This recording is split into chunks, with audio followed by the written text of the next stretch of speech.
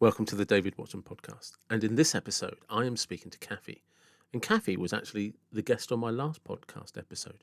But this time we got into mental health. And Kathy discussed a lot of what she does in mental health, her background in HR. And there was a lot of great, useful advice. I hope you enjoyed the episode. I loved having Kathy on. We're already planning on doing another episode together. And as always, if you do enjoy it, please like, subscribe, share, comment, anything. It all helps. Thank you very much.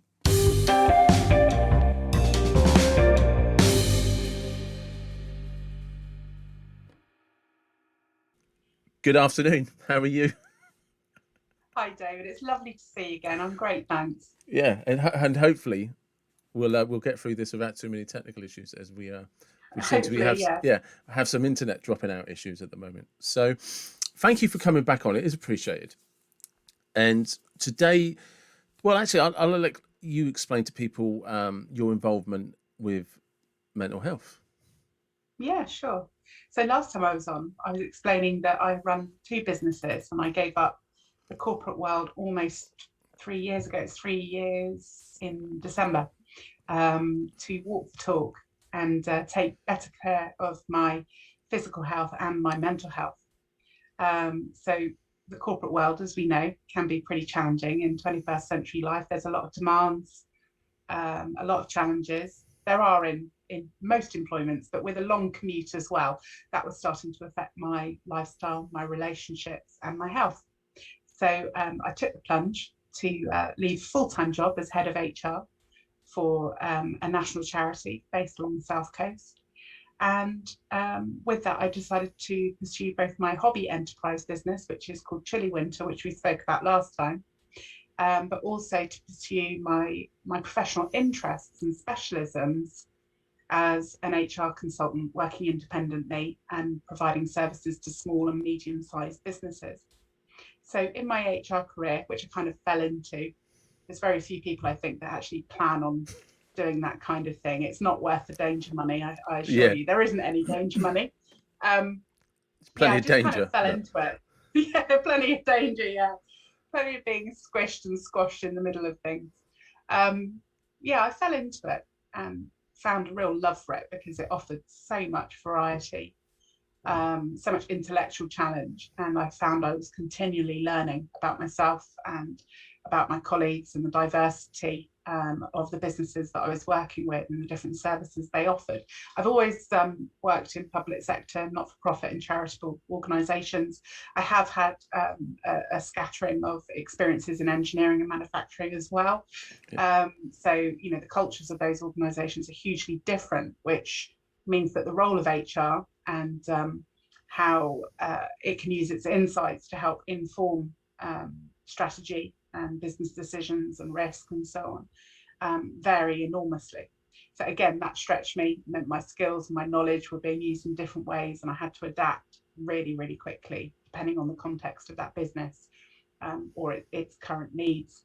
I always found an interest in supporting both the employer and the employee in managing ill health. And those were in the days where there were final salary pension schemes and ill health retirement processes and plans in place, many of which no longer exist or are being tapered out. And the focus was very much in my earlier HR career by businesses on managing absence and taking quite a punitive approach to managing people's ill health, because it's all about the contract of work and you have to attend work regularly and fulfill your contract. And every time you're not in some way, there's a measure and there's an impact to that measure and loss of revenue or loss of productivity and sometimes a disciplinary approach taken. So really quite a harsh and punitive approach rather than taking into consideration that there's a whole person there and they're not just an employee. Yeah.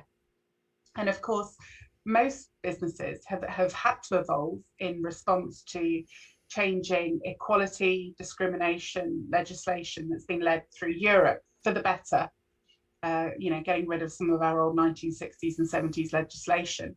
That feeds directly into practice and how employers don't just have a duty to tick a box and be compliant, but actually to shift their culture, steering towards more modern way of thinking, more inclusive methods of working with and getting the best out of their people. So in my time, I've worked on a lot of projects to do with employee engagement and employee well-being. And specifically, I noticed how over time, over many years, there was an increase in absences that related to stress, anxiety, and depression. And actually, what was traditionally sort of in the top three, the sort of musculoskeletal or headache or cold or diarrhea and vomiting kind of reasons that were usually in the top three, are slipping further and further and further down the list, irrespective of the size of employer or the sector. So stresses and pressures and stress at work became the big sort of buzz thing for employers to start talking about. And that was a method really for the demands and I suppose the perceived or actual sense of control that employees have over their work, the nature of the work, the demand, the volume of the work-life balance, etc., started coming to the fore. So if you spring forward to where we are today, COVID has really accelerated some of the conversations that we have about mental health, not just at work, but just generally speaking at home and in our communities, social communities, as well as work. So it's far more holistic, I think now. Generally speaking, there is an appetite for that conversation. Flexible working and what's had to happen in order to keep businesses afloat and people employed. Yes, of course, there's massive ongoing challenges, but mental health remains something that's not just a hot topic that's going to fade away. It's something that's relevant and it's important to everybody. And when I started working for myself, I engaged on a programme to be trained up as a mental health First Aid England instructor with the organisation Mental Health First Aid England. So I am a licensed instructor. I've been trained extensively in their tools and been assessed independently and worked with national trainers so that I can deliver their licensed training, either as part of an employer's programme or just for awareness and skills development for the general community. And that's something I find incredibly fulfilling, helping to break down some of the stigma and taboo that surrounds all of the factors that can affect our mental health or mental ill health. Is that introduction enough? Yeah. No, are we done now? Well, I think we've probably segued into let's start. No, because it's very difficult, isn't it? Because I think one of the things that's very difficult is how people want an issue to be fixed. And the thing is, we don't really know exactly what causes all of the problems and what are all of the solutions. So, and I'm going to just play in devil's advocate here because one of the big issues is we all go in one direction and think this is great, but we don't think of the consequences. So I remember when people were first furloughed, and I can't remember who wrote the article, but it was an Economist or something like that. And he made a very good point. He said, the problem with furlough is everybody's saying, oh, this is great, we can all work from home. Businesses are still paying for buildings. And once they realise they don't have to, and that you can work from home, they can employ somebody working from home in a country that costs a third of it. And they won't have to pay pensions. They won't have to pay holidays. They won't have to pay sick leave. They won't have to pay for HR. They won't have to pay for pregnancies. And they won't have to pay your wages. And he said, and if I was you, I'd be desperate to get back inside the office building. He said, where they notice you, because your problems are about to begin when they realise they can employ anybody from anywhere in the world. But, and here's the problem, I actually believe that's true, and I think that's going to come back to bite us, or potentially. But how do we manage, like you say, the long commute, the office hours, sitting in front of a screen, office politics, bosses that don't know how to not send an email at 7 o'clock at night or ring you on their phone, WhatsApp groups for work, so people can stay in touch. When, how do we control the leave me the hell alone? So my private life is my private life and my work life is my contracted hours. It's how we balance all of that. There's some really interesting points you've raised there. Yeah. You keep me on my toes today, Dave, definitely. It's a really interesting point you mentioned around the article that you read. It's not one I've read, but I've heard and read and discussed similar notions. And the thing is, the world of work and globalization has been going on for quite a few decades now. Yeah. And, there was a spring of businesses that started to export their customer services overseas, and then those haven't failed. Those have failed. Those have been brought back again, and some of that's down to customers perhaps based in the UK being frustrated with a lack of authenticity in the communication, and the sometimes language barrier, language or cultural variances and nuances that can't just be trained if you export and outsource that part of the business. And that had there were some big pound signs that were really quickly realized by doing so, but actually the tacit knowledge that's held by people who of any culture live within a nation can't be easily written down and replicated thousands of miles away. And so I think there is always still room for certain services not to be exported, not to be outsourced to other countries, because it directly inhibits the quality of customer service experience, whatever you want to call that customer journey, and how that's measured. And of course, in many service industries or even goods industries, how one company differentiates over another is less about the actual goods, it's about the quality of the service. That's massively competitive. So same product or service, but it's all about the how.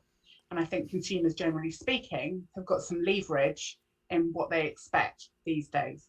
So yeah, I think I can see both sides of the argument. I think there will definitely be certain displacement.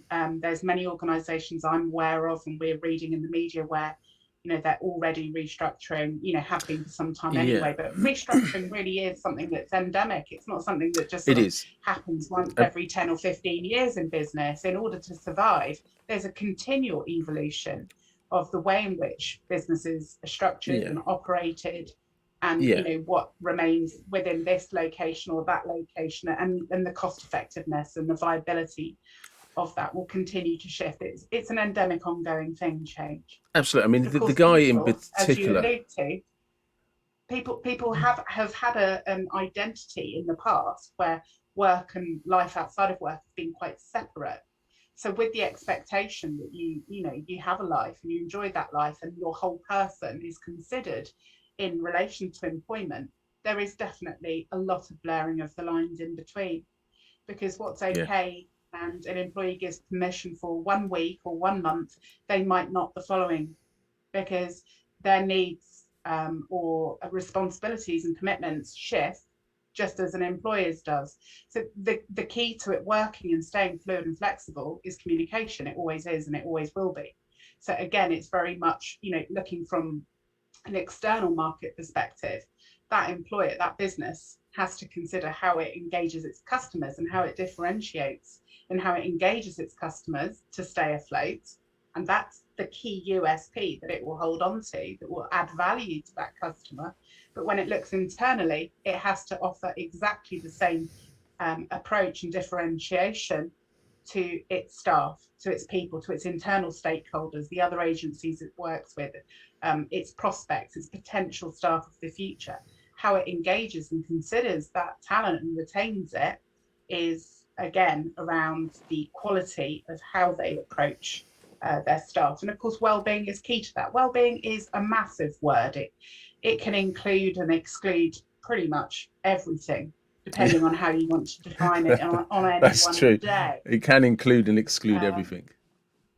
Yeah. So when you talk about mental health, you could be talking about physical health affecting mental health, or you could be talking about mental health affecting physical health. It could be good old health and safety, environment, bending, lifting, stooping, twisting, whether you've got the right ergonomics and setup to work from home and you're taking regular breaks away from the blue light and the screen. But it's more about attachment and identity, and whether, you know, people are being over surveyed at work and over communicated, as you say, with a boss that decides it's okay to send an email at 7 o'clock at night or 7 o'clock in the morning. And something I actually personally choose, because I really enjoy working flexibly myself with both businesses. With my HR email signature, I've got a little statement that makes it clear, you know, that I don't expect an immediate response, and irrespective of the time that I've sent it, I don't expect an immediate response. So showing respect and making a clear statement that how people work, there should be more freedom for that and more respect for that. So it's not about putting a stop clock on people and monitoring how they are working and sort of noting that down on a clipboard. That kind of real sort of 60s, 70s, 80s, 90s sort of unionized, you know, control of workforce really is, it's not just out of date, it's stale, it's uncomfortable, it's not relevant anymore. But many businesses still operate in that way and will continue to. I think one of the things that's difficult for a lot of businesses, and this is just a reality, is that within a certain sector of workforces, the only reason people are there is because they have bills to pay. Yeah. And I think for those areas of work, it's very difficult for them to bring in like a well-being workforce, because you're not going to inspire them. You're not going to get them passionate. They're just there. And I'll give you an example. Many years ago, I used to be a supervisor on a night shift at a large co-op supermarket. And we used to have shelf stackers come in for 3 hours every night, tidy up the shelves, rotate all of the stock and all of that. 100% of those staff were there because they needed extra money, and their partners were at home looking after the children. And it was the only time they could get out of work, get out of home, have somebody at home to look after the children, and they needed the money. That was their sole reason for being there. Is none of them, and actually, I think if you spoke to most of them, they'd say it was quite an easygoing, pleasant job as jobs go, because it's all just put out on the floor. You just got to put it on the shelf. Once you're done, you're done. You know, different stresses, it's different demands, it's different expectations. And I think this is very difficult. Customer contact. No, and I think it's very difficult for businesses, especially the larger the business and the more products you do, or the types of products you do, because what one sector of that business, what might work for them, is not applicable at all in any way, shape or form for another sector. Absolutely. And I think another thing that's very difficult for all businesses is typically the people driving those businesses forwards love what they're doing. They're very passionate about it. And in the middle, you've got some people that are really passionate about it or feel that the finances reward the efforts, whichever way. And then you're dragging people along, and it's a bit like a comet flying through the sky. The front is charging forward, the tail is getting dragged along. Do you know what I mean? Yeah, so irrespective of the business, and I think it's a really astute observation to make. You know, the more simplistic. I'm doing well today, aren't I? Yeah, you are definitely. You're on fire for a Friday afternoon. We're going to stop right there. But yeah, you're right. For small companies, you know, what drives those people and how complex it is, and the range of demands and factors people need to respond to, irrespective of their level or their length of service or their level of responsibility. You know, those drivers that affect those people's stresses and demands will be very different than in a very large, well-established, complex, mature organisation. But even then, like you say, not everyone's going to be waving that co-op flag. They're not going to have it in their DNA. And I think that is maybe not a reflection of the age of that employee, but the phase of life. So depending on their financial circumstances and commitments and responsibilities, and that can vary enormously by age. Yes, there's typical circumstances that we can all, think, probably younger people want to get on the property market, XYZ. There's certain life uh, goals perhaps that come along in a capitalist society where people need to be saving their money more, and others are in a position where they've got more disposable income and can spend it. But ultimately, money is what makes the world go round in a capitalist economy, and we do all have bills to pay. That tends to be the number one driving force. However, how somebody is treated, and I haven't got any quotes, and I possibly should have researched this a little bit before our conversation today, but there's considerable evidence out there to show how the needs and expectations of both millennial and Gen Z generations are dramatically different than, say, my parents' generation, even my generation. So what people expect is fulfillment, safety, enjoyment, and a sense of community within that work identity. So whether they are, job for life obviously doesn't exist anymore. It really doesn't in any sector.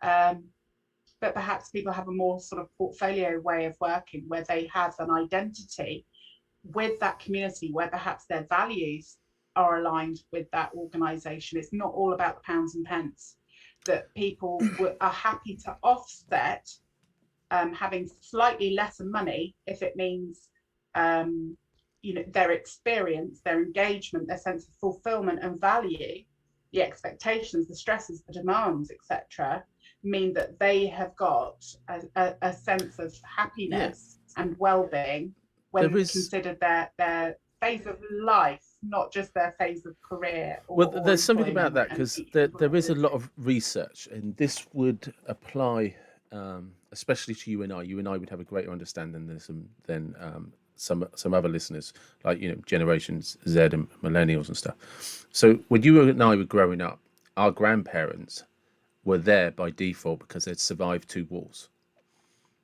the most horrific wars known in modern history. And as a result of surviving those 2 wars, our grandparents also knew times of great hunger and great danger.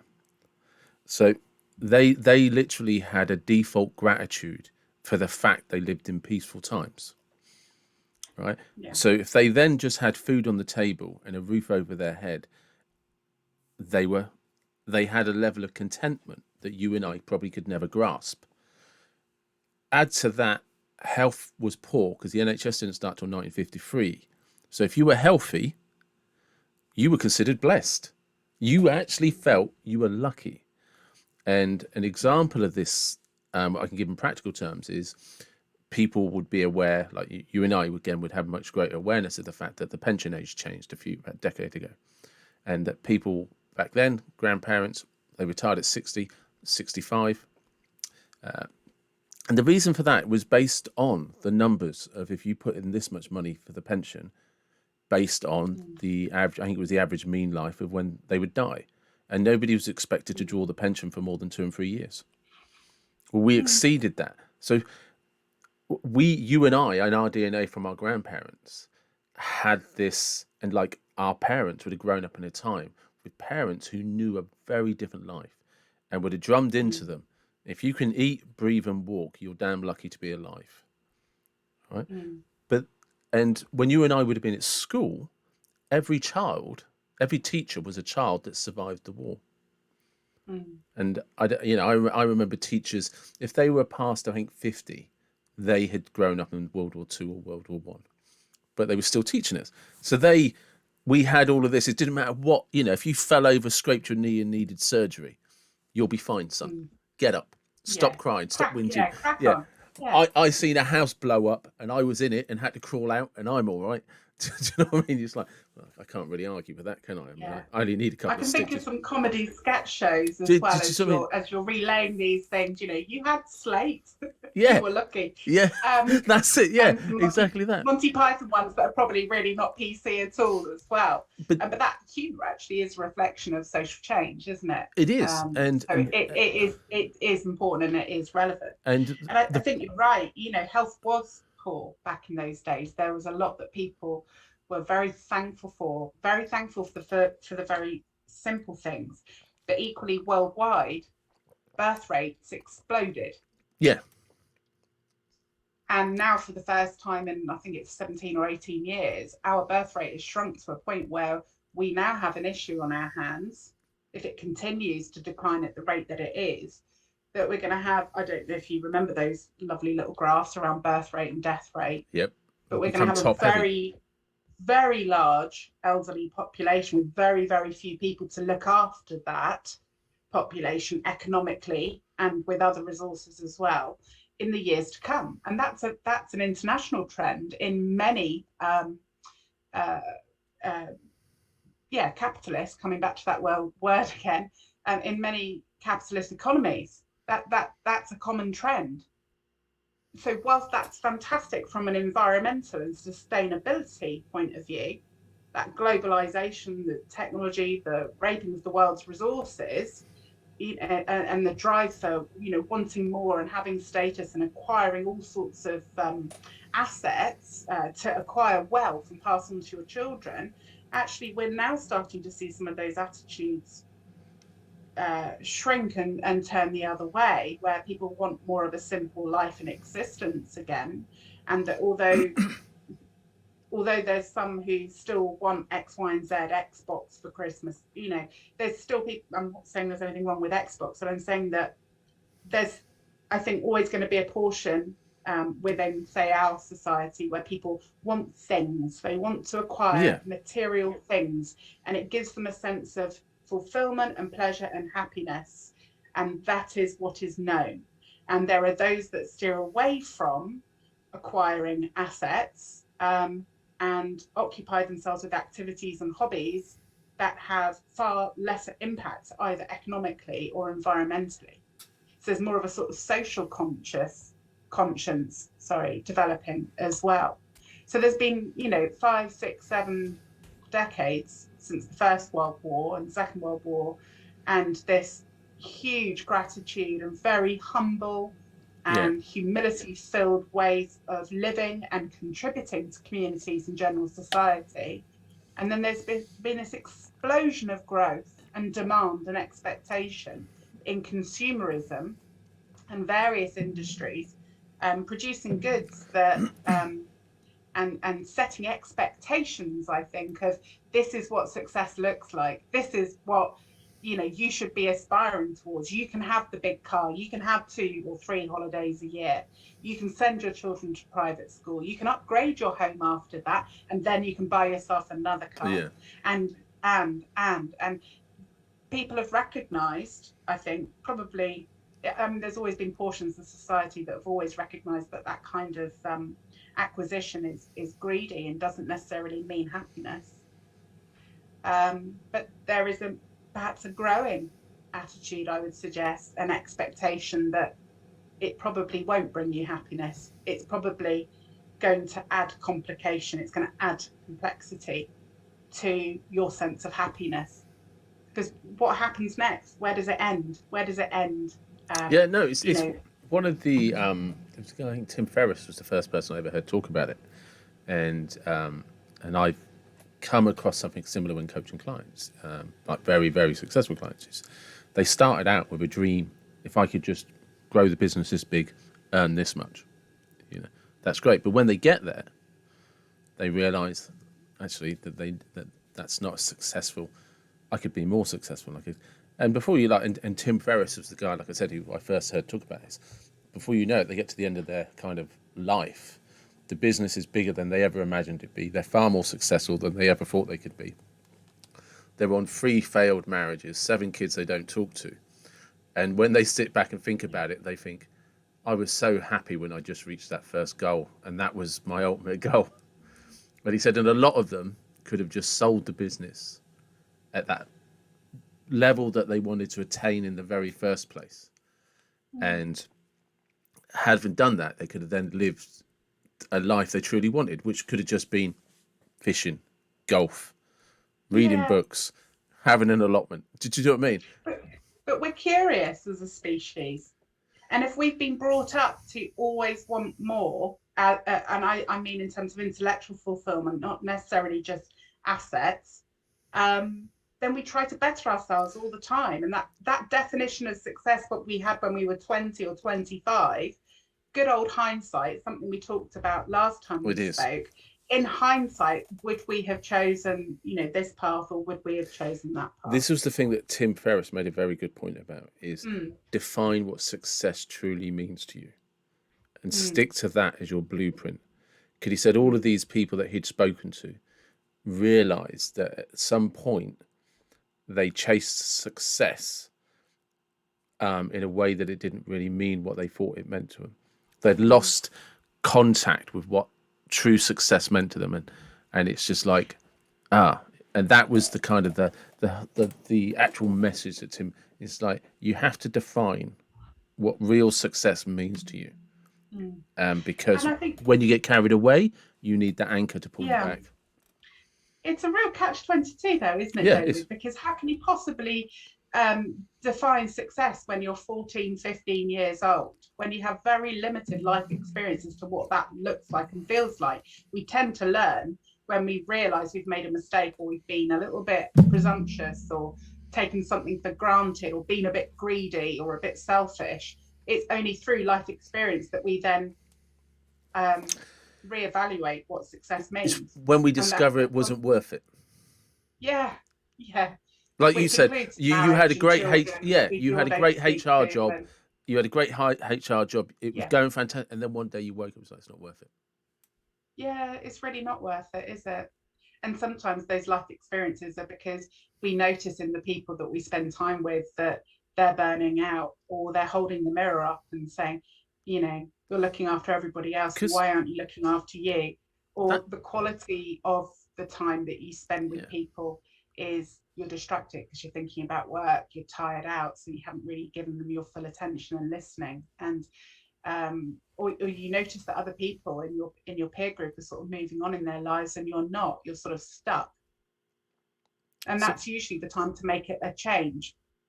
And how and when you make that change, happens at different phases of life. How did you know when? How did I know when? Because it was a bold move. Hugely bold move. Yeah, it was. So how did you know? I think that's such a good question. Seriously, I've got to quit this podcast. I didn't wake up one morning and say, do you know what? I don't want to do this anymore. And I made an impulsive decision. It didn't happen like that. I'm someone who continually evaluates my satisfaction and sense of fulfillment with how I'm contributing to myself, my sense of self, my immediate community, and my employer or clients community, and checking in with how that's shifting and why it's shifting. But you can't always see what's right in front of you. You don't always know something unless you can read it or you hear it, someone tells you. So a lot of the decisions we make are based on what we know, but also trusting our instincts, maybe some assumptions thrown into the mix as well. I've spent many years feeling a little bit disheartened that HR and, for example, wellness or wellness initiatives were sort of like a task and part of an HR's responsibility, and that the board would have no responsibility to sort of lead by example, as an example. And I think because I'm a natural learner and I don't really like to stand still, I think I just hit a natural ceiling in the profession of HR. And being a senior generalist rather than specialising, you can continue to specialise if you want to, but you need to work for some pretty large companies, which would probably involve a further commute, and so on and so forth. So I had a choice to make. I either continue to live and work on the Isle of Wight, or from the Isle of Wight and commute, or possibly relocate. And relocation, that was a very simple decision for me. No thanks. My lifestyle that I enjoy here on the Isle of Wight is actually what is soothing and settling. It's reassuring. Yes, it's got its frustrations. It's expensive. Ferries get cancelled, all that sort of thing. It's quite quiet. It's not commercially competitive environment at all. And so with that, there isn't the sort of opportunity to climb all sorts of different rungs and specialize and keep your intellectual, learning and development stimulated. So that choice was simple. No, I'm not prepared to relocate, no matter what. I may do in later years yet, Yeah.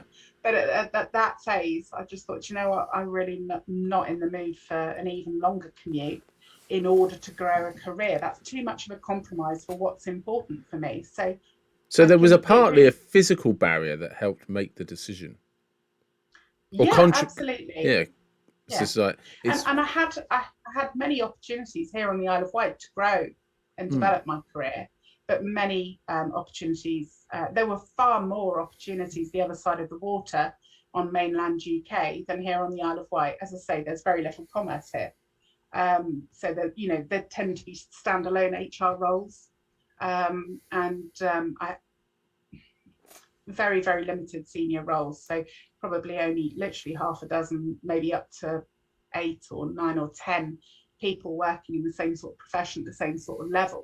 So if one person moves on, there's then that yeah. initial domino effect that another 3, 4, 5 years before somebody else then pushes that next domino piece over.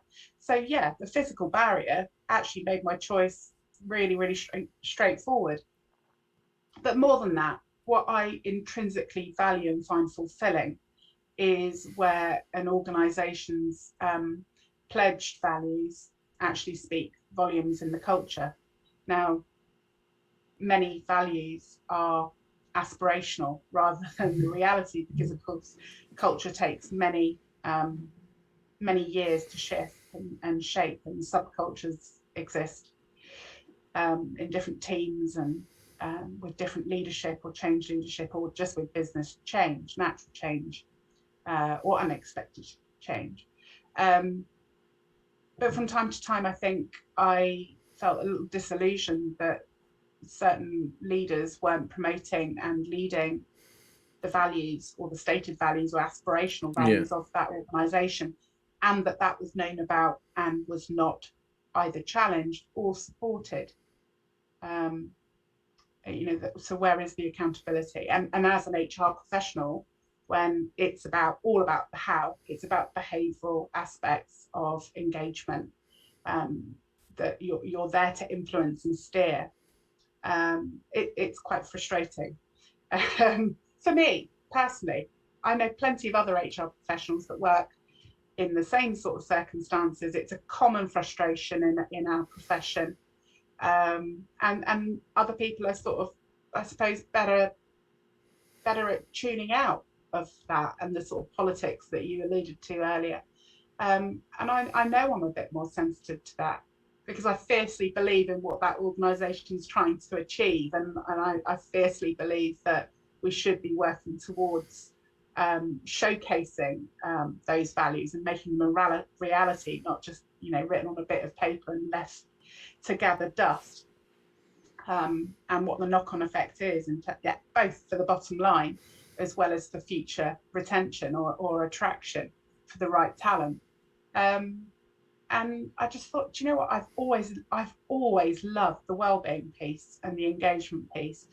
Why am I getting myself involved with things that I was doing 10, 12, 15 years ago, and hitting the same kind of barriers and ceilings um, with different organizations? Why Because don't I just do what I really enjoy doing and I know I'm good at doing? So whilst I still provide a generalist service to many of my clients, I specialize in wellbeing, engagement, whether that's individual case management or it's project management or it's cultural overview, um, and mental health, and opening this up that dialogue around all things mental health and wellbeing. because this is the thing. One of the things talking to you that I'm hearing is that, and it's fundamentally where I think a lot of us, myself included, has done this in the past, where we get trapped into our own mental health. So listening to you, you seem to have a natural instinct on how to move forward and not get caught in a repeating cycle of, I don't want to do this, but I don't know what I want to do. I'm not being fulfilled by this, but I don't know what fulfills me. Do you know what I mean? And I think that lack of purpose or direction is where many of us get affected. But as I'm listening to you, you seem to have navigated that exceptionally well. I don't think I have navigated it exceptionally well, and thank you very much for the compliment, and that, I'm interested that that's your observation.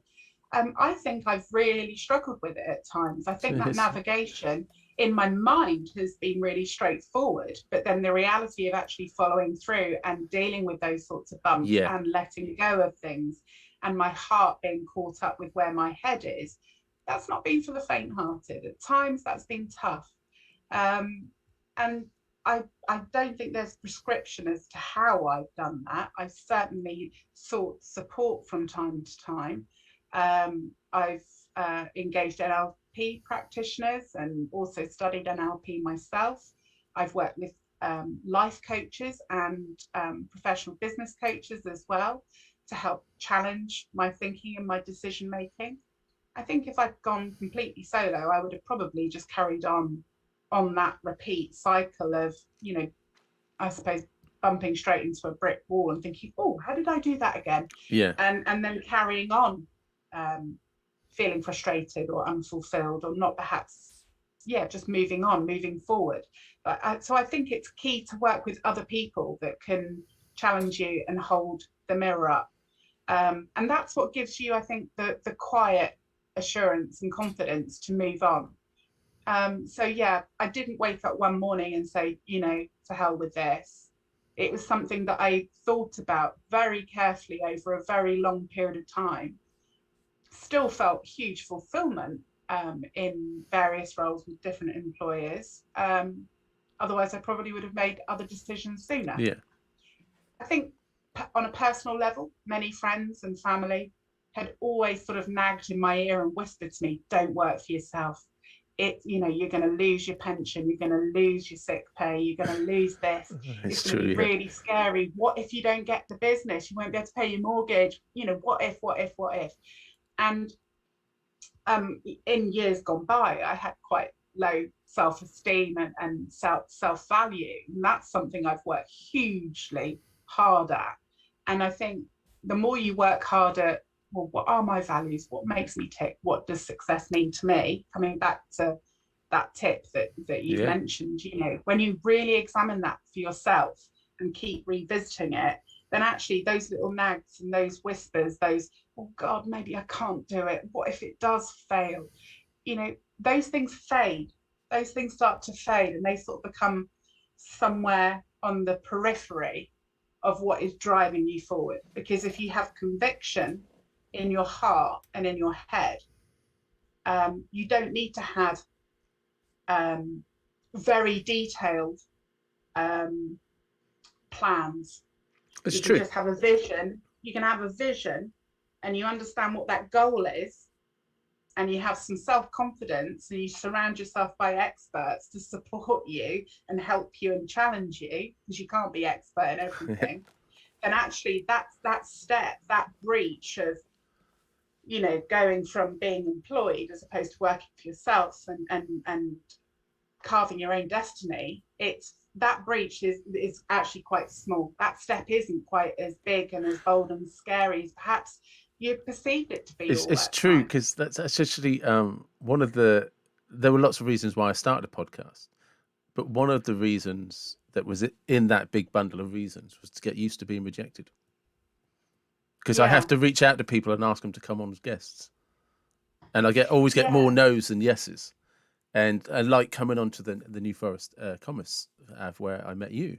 There's a group of people. It's just like, actually, I'm looking for guests for a podcast, and everybody in that moment, you're aware, is making their mind up about you. Yeah. And it was to get me you. And to be honest, I still get nervous about doing it. I still, I never get. What I'm used to is that it doesn't matter. That's the only thing I can explain. I still get nervous about reaching out, messaging people. And I noticed today I was procrastinating. So I messaged loads of people asking if they'd come on the podcast. Right.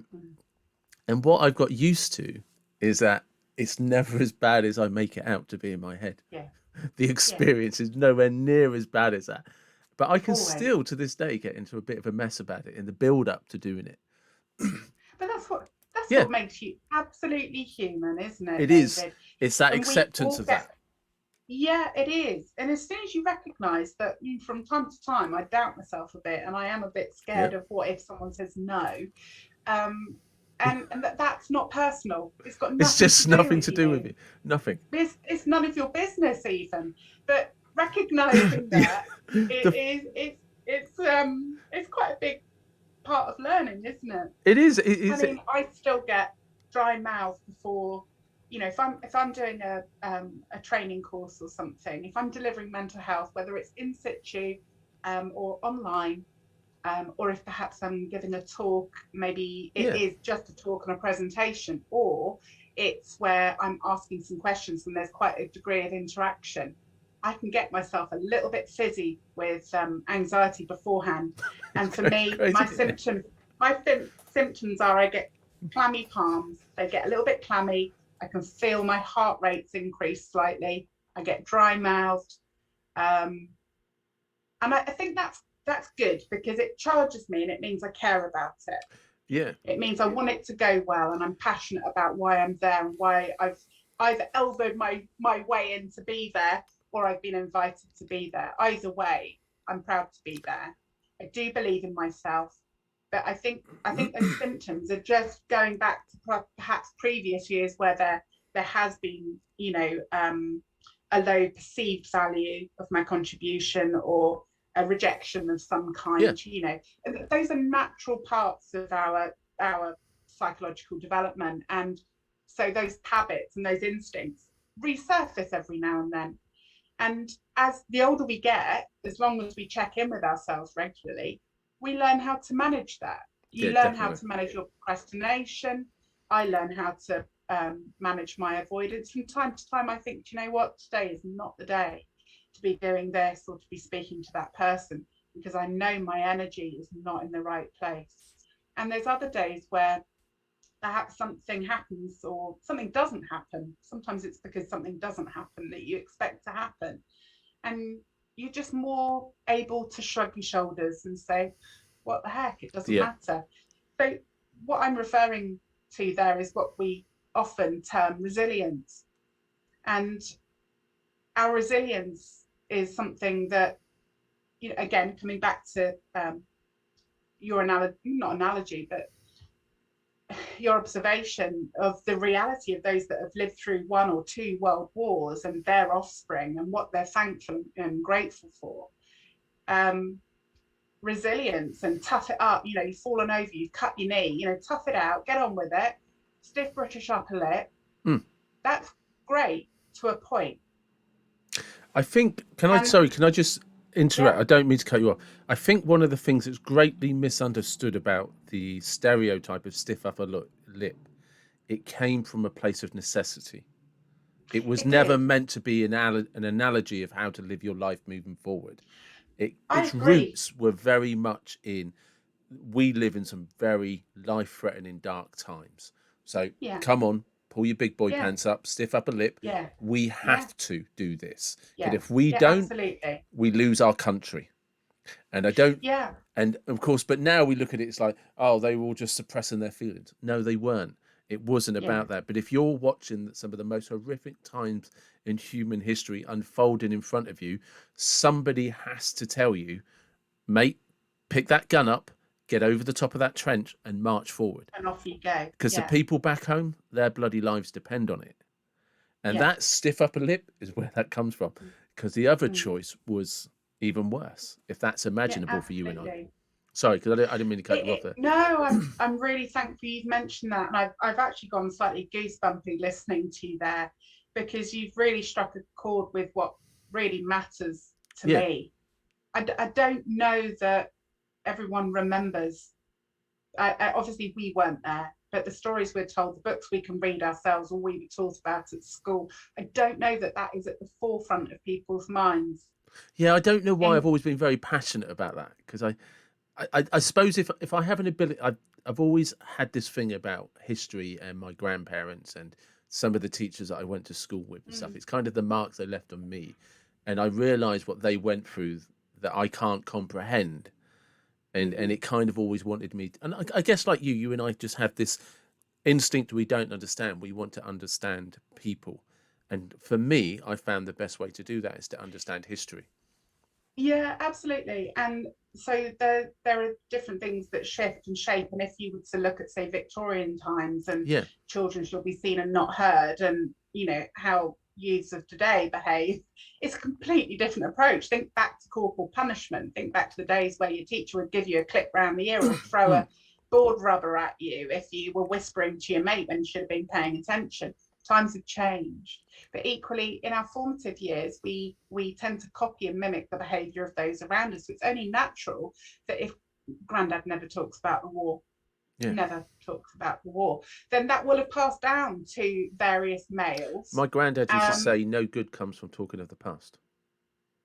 Yeah, and I can recognise and understand Yeah. why. Now I understand why. Because he doesn't want to talk about the people that he killed or saw get killed. Which is Why why would he the want to phrase do that? opening a can of worms is Yeah. too much for some individuals, Yeah. or too much for some employers in 21st century life. Because if you start talking about PTSD or other similar, how the hell are you going to support it appropriately? Because there aren't the resources to do it. So, I wouldn't say it's right not to talk about things. Of course, I would always urge anybody who's struggling with something that's current or previous to get help.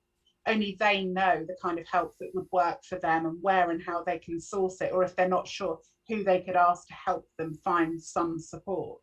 But for some people, actually talking about things isn't the right thing to do. For some people, it's actually about getting their bike out of the shed and going to do 20 miles and trying to beat their time from last week. That's what works for them. I like or just that. having a giggle and taking the mickey out of their friends down the pub, or Do you know, playing golf. You're the whatever. you're the first mental health advisor I've ever heard say not everyone needs to talk about it. No, not everyone does. And I couldn't possibly dictate to people that you must do X, Y, and Z. It's just not okay. That's completely out of some people's comfort zone. For example, introverts, natural introverts will not come forward and talk, raise their hand and say, "Oh, well, I'm struggling here. Can you help me?" But it's whether you're extrovert or introvert. If your mental health is taking a bit of a nosedive, it's taken a huge plunge, or it's a bit bruised and something's not quite right, and I probably need to sort this out soon because it's affecting my sleep, my diet, my concentration, and my food, my ability to eat or not, and so on, my relationships, my sense of isolation, my ability to get out of bed or even bother to shower each day. Yeah. So there's different things that will trigger that person to suddenly think, oh my God, I'm not coping.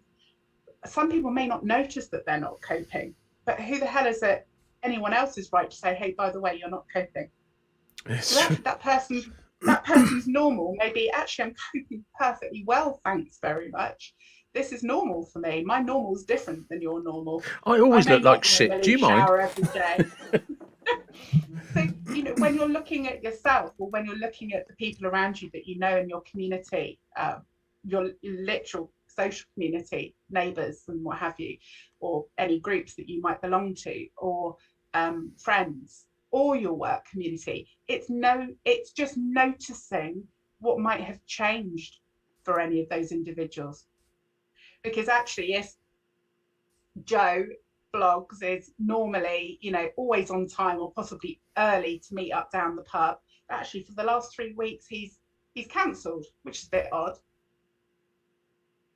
Or he's not answered text message, or the WhatsApp group, he's spending less and less time, or actually we happen to bump into him in the supermarket and he's not shaved for a couple of days. Now, somebody not shaving for a couple of days may be completely normal for one person, but if actually Joe is always freshly shaven and he would never dream of going out without that, something's obviously not quite right. So it's about noticing what the differences are, noticing what the shifts are, and then it's offering an olive branch. It's never about judging and telling, is it? And No. there's nothing worse, I think, than for someone to say, I think you've got a problem and I know how to solve it for you. That removes all responsibility and independence, and it's thoroughly patronising and unhelpful, and it won't sustain anything. It offers hope and it offers support, of course it does, but there's ways and means by which we Doesn't can offer offer any one another support you want, though, support. does it? No, and often people do need to talk, but they don't know how to start that conversation. That is, I think for many people, it's recognizing in themselves that there's a difference between I can work on this and I think I need to talk to somebody. Yeah. It's a very And different mental state when you, I mean, like I said, you know, like you were saying, you've seen NLP coaches and life coaches and stuff, and I had a therapist and still use one, but there was a big, significant mind shift when I realised the difference between it's okay to talk. You know, like I would advise everyone to talk. I would advise people to go and see people. But when I had to make that decision for myself, you know, 7 or 8 years ago, it's like, you know, you need to go and talk to somebody. And there was, you know, that was a big mind shift for me, recognizing that I had to go and have a conversation with somebody because I didn't even really know what I wanted to talk about. I just knew that something wasn't correct with me. Yeah. And you've just pointed out something that's hugely important and relevant for anyone listening or watching to this podcast as well, who may be worried about someone they care about, or maybe they've got some question marks about whether they're coping well enough themselves. And that's that the talking and listening and sharing that we offer one another as friends or as peers or as colleagues and neighbours and so on is a little bit different than the professional help talking and listening that we might exchange. So I'm not a qualified therapist. I am a qualified counsellor, but I don't offer that as part of my services. It's not something I've practiced. It's something that I've found invaluable in terms of my skills, but I'm not a counsellor, a therapist, a psychiatrist, psychotherapist, and so on. Now, when you reach out for help from a friend, that can be actually quite a big burden for that friend or colleague, or neighbour or whatever. There's only so much help I think that they can offer you because they aren't professionally experienced and qualified and skilled to help you. And actually, in turn, that could be the reason that you don't ask for help from those people who know you the best. You don't want to worry them. You don't want to be a burden. But how the hell do you, who do you turn to? How do I contact a shrink? How do I make that normal and okay? What if anyone else finds out? All of that. So talking about having therapy and talking to people is, again, a huge priority for me as a mental health first aid instructor in normalizing it. It's normal from time to time that our resilience wavers. It's okay to ask for help. It's okay to ask for help from our friends and family. But it's also really important to recognize that there's probably some limitations with that, either in your ability to say, I'm going to talk to them and tell them my problems, but I'm not going to tell them the whole lot because actually I don't want them to worry about me. That's normal and natural. Yeah. Whereas a professional relationship, they don't have that kind of responsibility to you. They aren't going to be laying asleep worrying about you at night. They will care and they will have their professional charter to fulfill and uphold and safeguarding responsibilities and what have you, but they're not there in the way that your friends and family might be there for you. So actually a combination of support of both talking and listening, or going on a bike ride with your friends, or cracking a particular joke in certain circumstances. Yeah. You know, there's different ways that you can share. An inappropriate joke at the right time. Oh, very inappropriate. Irons out a lot of creases. It does iron out a lot of creases. Indeed it does, because it helps you feel not alone and isolated. Yeah. There's a lot to be said for laughter as medicine. Again, going back to the cliche, you know, laughter is the best medicine. The meaning behind that had a real purpose. You know, COVID has been an uncertain time. It's been a scary time, especially if you followed the media messages closely without break. And what that's meant in terms of uncertainty in employment, or business, Yeah. that's also brought about a lot of challenges. But actually, one of the key signs that you may be heading for perhaps or be experiencing a diagnosed depression is the loss of social contact. So it's in the top 3 reasons that a GP would when they're assessing a patient, and just how acute or slight perhaps their anxiety or their depression may be. Actually, it's the loss of social contact that is an absolutely key lifeline.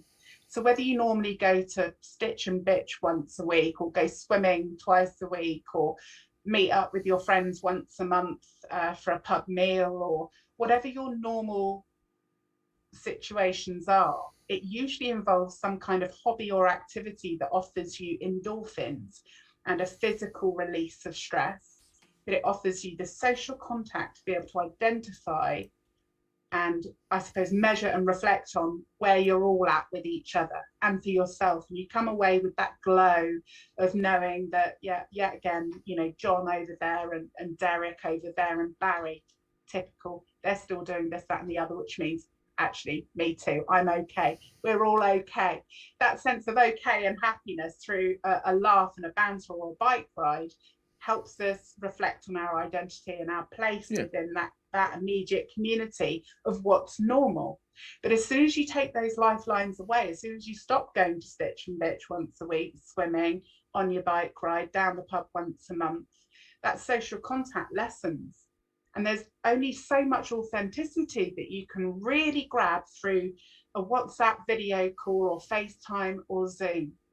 Yeah. And that has, alongside the other things in COVID, really compounded to a nation who has, for a lot of people, have felt really low and possibly been diagnosed with depression as well, because the social contact has pretty much stopped or diminished, and they've also had no sense of control over that.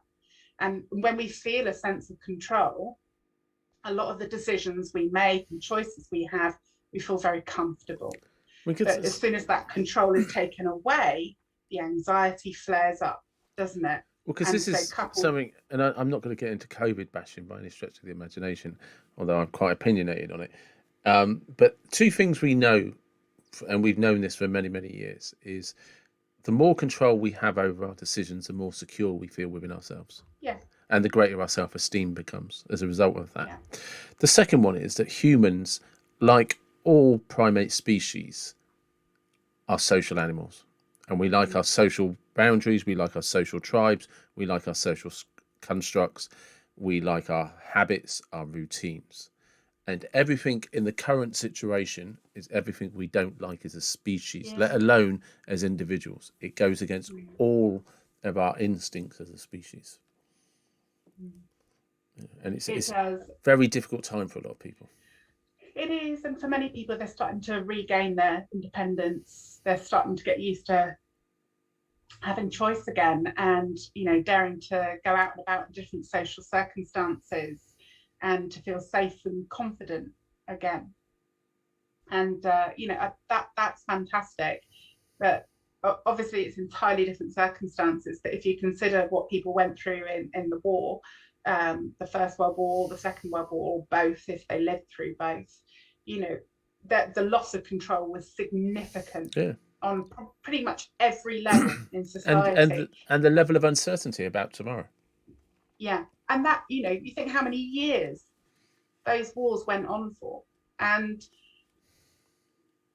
COVID's a completely different beast, obviously, and there's very different attitudes. There's lots of similarities, though, isn't there? There are lots of in the insecurities and the fears that come about. The insecurity, the government communication and responsiveness, the lack of contact with the people we love. Will we ever see them again? Yeah, and I don't think this generation will ever forget what it's been through and is still going through. And we've got a long winter ahead of us. And I think, for me personally and for everyone I know, COVID has touched them in an adverse, detrimental way in some way or another. And our sense of belonging and responsibility and what's important, maybe what's not important, and that humility that, again, our grandparent generation lived with day in, day out post-war. For me, it's right in the forefront of my mind, and it Yeah. is for everyone I know. And actually, from time to time, I have to say, I notice people who it's as though it never happened, or has happened and is still happening. And I'm really frustrated by that from time to time. I just think, how selfish can you be? You know, now is a time where we need to support one another in our immediate communities more than ever, and more authentically than we ever have before. But yeah, that's again part of human nature. There's always those that perhaps are consciously unconscious. Yeah. That's probably a whole podcast on its own, isn't Well, it? it is because I mean, but even if you go back to, like, you know, we were talking about the two world wars, within that society, within those communities, were people that took advantage of it. You know, people, we like to think that by nature the good came out of everybody. No, the good came out of the people who are already good, the opportunists seeing the opportunities. Yeah, definitely. And don't You get know, me wrong, I'm an opportunist. I am. but there's opportunity to be good and an opportunity Yeah. to slide something under the table. There's opportunity to take or opportunity to give. Yeah, and that never changes. Again, it's human It's nature, is what never it is. changed in history, in any culture, anywhere in the Yeah. world, has it? It doesn't matter who Yeah. you are or what your background is. If it's not in your opportunity to take, sorry, if it's not in your nature to take that opportunity from someone else, if you're a giver, you're a giver. If you're a taker, you're a taker. And obviously, you get blends in between, but Yeah. you know, it doesn't matter what's Yeah. going on for one person, how poor they are, how hard their life is. If they've got something that you need and they can give it to you, they'll give it to you. Yeah, And someone else could totally. have a warehouse full of goodwill. They'll still steal yours. Yeah. And this is perhaps why we see certain people moving towards certain professional groups, or types of businesses, and not others. There's those that are clearly more giving and community focused and values led, and there's those that are about the pounds and pence and about the taking and what you can get out of it, irrespective of need. We all have bills to pay, as you said earlier. Yeah. But we can have, not everyone has the same kind of conscience. So we talk about having a clear conscience and sleeping well at night and things like that. But actually, what those boundaries and those values are very, very different. So we have to be careful to not moderate our own values and someone else's. So, to be fair, and to not maybe criticize myself, but to observe something I've already shared. From time to time I get really frustrated that people can be so selfish at a time like right now, even through what we've all been through in the last 20 months or so. Actually, remember not to judge that their experience is the same as yours, that their values are the same as yours, because they're not at all. And it's their frame of reference, what's relevant and important and urgent to them, and their upbringing and why their values been shaped to be what they are today, completely different. And who the hell am I to judge that? What I always hope for is that there is conversation, and that we can continue to learn from each other through that dialogue. I think it But is. there's a lot of barriers to break down. It is, because I think as people, like, we say, like, oh, there's the truth, their truth, your truth, and somewhere in the middle. But it's a little more complex than that, because our understanding comes from where we were in the moment that we were experiencing it. And then we can only understand that experience from the level of our awareness. And that will always be different from everybody else in the same room who experienced the same thing. When someone gives you feedback and they handle it in a really thoughtful way, in a really positive and constructive way, that's what really grows your self-awareness, isn't it? Yeah. At the very moment someone accuses you of something and points the finger and aggressively points out all of the things you ought to have done and should have done, is the moment that judgment's imparted. And you know what, actually, even if the point that they're trying to make is valid, it falls on deaf ears, doesn't it, because of how they've handled it. It's just, I was talking to somebody about this recently in a coaching thing, about that they'd come out of a toxic relationship, and we're looking for closure and stuff like that. And it's like, the reason you'll never get closure is because you will never be able to articulate to them how you felt through that experience, because they would never be able to articulate to you how they were feeling while you were experiencing it, because we experience our feelings differently from our own perspective, and we can never articulate that to the person we've offended. And the closer you Yeah. are, the deeper the wound, the greater the chasm of communication becomes. Yeah, it can, yeah, very much so. It's a fissure that can open up and be infinite. But equally, I think it's through sometimes bruising yourself in a relationship. And I mean friendship, Yeah. relationship, a relationship you have with your relative or with a colleague. It's often through things falling down and there being a misunderstanding, in an inaccurate judgment or assumption made. It's all about how you recover from that situation as to whether those fissures are actually going to heal or deepen. And you think that you might know where you are with someone, whether you've known them 5 minutes or 5 decades. And I think one of the important lessons I remind myself of regularly is, please, Kathy, just don't assume, because that person. Have you ever found yourself? Have you ever found yourself assuming while telling yourself, "Don't assume"? Don't be stupid. Yeah. Oh, totally. Don't get me wrong. My thought processes are often quite judgmental, because that's just my natural modus operandi. I know that of myself, and I've taught myself to challenge myself continually, and to check in on my assumptions. Why are my assumptions and perceptions what they are? Just because that was the case 2 years ago doesn't mean it's the case now. And again, that's about, I suppose, recognizing and forgiving myself as well as those around me, and enabling everybody to move on. Not everyone stands still. The school bully probably isn't a bully now. Do you know what I mean? Yeah, absolutely. But we all pick up bumps and bruises along the way, which is what forms our values and reinforces and again, them, and the boundaries. Sometimes the school bully didn't realise they were bullying you. For them, it was heavy-handed banter. Yeah, heavy-handed banter. But when you feel powerless, it's bullying. Did you? And I'm not saying, because there's some bullies were just horrible, narcissistic, like really sick people. But sometimes when somebody can come across as being bullying, like I've been accused, like in workplaces stuff, of being bullying. Well, that's just, to me, that's just banter. I didn't realise that person was receiving it as to the point that they felt they're getting bullied. Because, like you said earlier, they were introverted. They were quiet. I'm hardly an introvert, So again, but it wasn't until I'd had that conversation with them that it raised my awareness. It's like, okay, right. I mean, luckily for me, we're actually still friends now because we got into a dialogue about it, and of course they realised where I was coming from, and I was now aware of the impact that had. But it's but from them, their first perception was that they were being bullied. I was just like, well, what do you want? And like I said, we got into a conversation about it.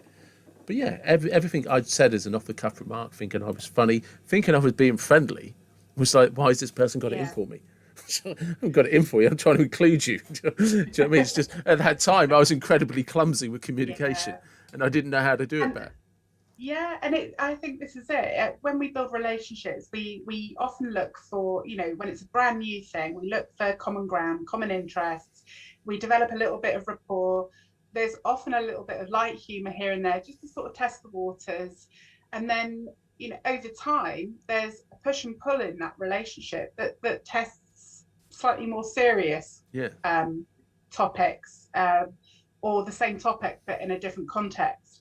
And humor can still be used. Humor is, I think, how we test what boundaries are, and what's appropriate in one situation is absolutely not in another. And also, what you tried and tested in one situation that worked doesn't mean it's going to work again, because actually that person has had all sorts of stuff go on in the last week, and the next time you saw them, the same situation, it's just not funny anymore. It was funny last week, it's not funny today. Now, that doesn't mean that we all have to tread on eggshells around each other. It doesn't mean that the world's become too PC, where you've got to be incredibly careful of the language that you use in any given situation, just in case you might offend someone. I think, being overcautious like that will actually impede your ability to build and deepen relationships. So I just think you just got to be mindful of it. Just remember Yeah. your audience. If you're not quite sure what your audience is, actually say, do you know what? Last week when I caught up with you, I thought I was being really funny. Did I offend you at all? Opening yourself up and saying, could I have handled that differently? When your mum died, and I cracked a joke down the pub a week later, I was just trying to ease the tension, but Yeah. actually you were a bit quiet after that. I'm really sorry. Opening yourself up to opening yourself up to be able to have a dialogue with that person, to show that humility and respect for whoever it is, whether it's your mate or your colleague And or your next door I'll just neighbour. add a little vice Really versa to that. important. If somebody does open themselves up, don't bloody Yeah. attack them. They've realised there may be an error. All right. So handle your response with the same sensitivity that they're trying to communicate to you. You sound like you've got an example of that to share, David. I'm known Or for being several. blunt. Well, no, because I'm known for being quite forward and blunt. Yeah, Right. I'm So really blunt. I yeah. know I'm blunt. So Yeah. if I say to you, like, you do you know what I mean? If it's a double-edged sword, because if I come to you and say I may have misread that and come across as wrong, and if I've been, I'm ever so sorry, and I'm happy to take some kickback from that. But if you overstep the mark, you will open Yeah. up a very articulate bollocking that you were not anticipating. Yeah. Do you know what I mean? Absolutely. I so agree with you. Actually, if you open yourself up, you've then got to be prepared to listen and not Yeah. maybe respond straight away. But Maybe just take some time to I've also acknowledge what's being shared. I've also seen it as well, where somebody has realised they've made a mistake, opened up to somebody and said, "Look, I think I really got that wrong," and it wasn't my intention. It definitely came across as that, and I realised I was being Yeah. clumsy. I realised I Yeah. misunderstood, and that person has then taken that as right. Now I'm going to give you the bollocking, and it's just like, Yeah, no, totally. Yeah, you hold got that back, wrong. You misread it. It was really and they've gone insensitive of right you. on the attack. There's this outpouring and blame and anger Yeah, and hate. And you think, yeah, hold and on a they go minute, this was complete. just supposed to be cathartic. Yeah, and really, sometimes you've got to recognise that sometimes people do misunderstand and misread Yeah. a situation, but The when they have, invitation. when they have the awareness to come back to you and say, by the way, I wanted to talk to you about this because of X, Y, and Z. You've got to understand they respect you enough to have actually thought about Yeah. what they said, Yeah, and exactly. if you then go and annihilate them, they're not Yeah. going to walk away from that thinking it was a good thing to do, and you're actually going Yeah, and to there could be a number destroy of any factors. relationship you had with them. Yeah. Could be a number of factors that press their buttons. And over the years I've learned not to just sort of almost confront someone with a situation. So, oh, by the way, last week when I said X, Y, and Z in an email, what I meant was such and such. Sorry, and then if you do get that bollocking, it's a bit of a, oh shit, that's not what I wanted to happen. The older I get, the more I learn actually maybe people need a bit of time to digest it. Yeah. So, I'm pretty straightforward. I'm pretty blunt. It doesn't always bring out the best in me or situations. I'm aware of that. I'm well aware of that. But I do try. I do try and manage my shortcomings and work on them. But if you say to someone, hey, we've got a phone call scheduled for Thursday next week. There's something I'd like to talk to you about. I'd like to talk to you about that situation that we discussed in the meeting last month. That off-site meeting we had. Would that be all right with you? Because I don't know, there was just a few things about that meeting that didn't sit quite right with me. Are you all right if we can cover that next Thursday? And giving someone the heads up that you thought about something, you've reflected on it, you don't want to discuss it now, but you do want to talk about it next Thursday, whenever it is. Obviously, that's entirely fictitious. Giving someone the heads up and encouraging them to reflect and to say, I'd like to talk about this. This is important to me. That sets the scene for them to do the same or similar so that you can have an adult conversation without hopefully a bollocking and someone feeling like they've been bollocked. It's not okay to behave like that. It's human to behave like that from time to time, but Actually, if you want to strengthen the relationship, no surprises is probably I best. learned a good rule of thumb, and my apologies, I can't remember who taught me this when it comes to it. And ironically, when it comes to an apology, it said if somebody says sorry and then explains to you why they're sorry and actually do highlight the impact that it had on you that offended you so much, accept the apology because they actually thought about it. Totally. For a lot of people, it's not the easiest thing to do. No. Um, because they don't know how to say sorry. I don't know if you've ever come across this, but when someone says sorry and the other person says, well, you're not sorry, are you? Because you don't sound like you mean it. And then actually you have a massive argument as to whether someone really meant it and said it sarcastically or not, and so on. Because what are you actually saying sorry for? When you apologise for something. Every adult to a kid, why are you sorry? Yeah. Explain the apology to me. Yeah. And they're like, because. Go up to your bedroom and have a think about this and come down and explain to me why you're sorry. Yeah. But we're the same as adults, aren't we? Actually, well, if you're saying sorry for that and that hasn't offended me, what I really want you to say sorry for is this, because that offended me. Yeah. Making an apology and giving it some context, if approached in an open way that encourages an open response, should actually be to explore what that apology is for and why, both ways. Yeah. Because I'm really sorry I did X, Y, and Z, and the other person's thinking, I haven't got a clue what you're talking about. That didn't bother me at all. And then that person feels misunderstood. And the person who's made the apology is thinking, brilliant, I've said sorry, everything's okay now. Actually, they've missed the point completely because of how they confronted and informed the person of the apology and what it was, and that it was linear and there was no room for maneuver around that apology. So there's no moving on and there's no true learning. But the person who's apologising has got it off their chest. Well, things all right. And now. this is what this person was talking. All right. Yeah, this is what this person taught me. If you're able to say to that person, the reason I'm sorry is because when I did that, I think you felt like this, and that must have been embarrassing, or it must have been you, or I must have, broken the trust between us, and you probably felt insulted because I did that. It's just like when they can feed back how they made you feel. Yeah, it's a genuine apology. Yeah, exactly, and maybe a question. I think I might have embarrassed you in that situation. Am I right? And not jumping into the pregnant pause. Actually, give them time to say, no, you didn't embarrass me. I wasn't embarrassed, but I was offended. Yeah. Because the two things are different. So let them own that emotional their experience. Rather than you say, I think you're embarrassed, and then move on to the next question, subject or part of the apology. Check in with them. Were you embarrassed? Yeah, I was actually. I was embarrassed and I was offended. I'm so sorry. I didn't mean to embarrass or offend you. All of a sudden, something has the ability to restore. And through that dialogue being really open, actually that relationship's deepened, it's strengthened.